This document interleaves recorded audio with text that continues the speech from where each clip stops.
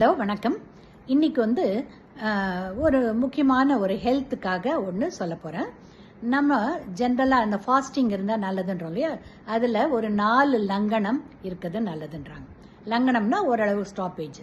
அது number 1 food fasting, intermittent fasting. நம்ம ஏதான ஒரு விரதம், ரைட்டா?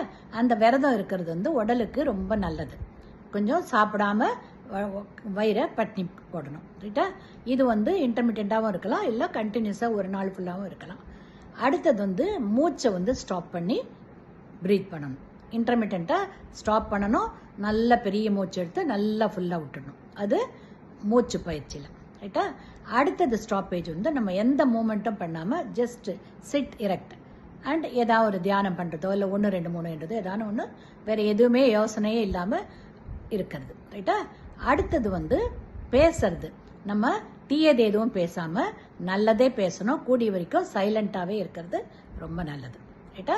அது நமக்கு ஹெல்த்துக்கும் நல்லது, நம்மளுடைய விரோதங்கள் வராமலும் இருக்கும், ரைட்டா? அண்ட் அதே நேரத்தில் நம்ம இதை 4த்தையும் கூடிய வரைக்கும் எவ்ரிடே ஃபாலோ பண்ணோம்னாக்கா நம்ம நல்ல ஆரோக்கியமாகவும் இருக்கலாம்.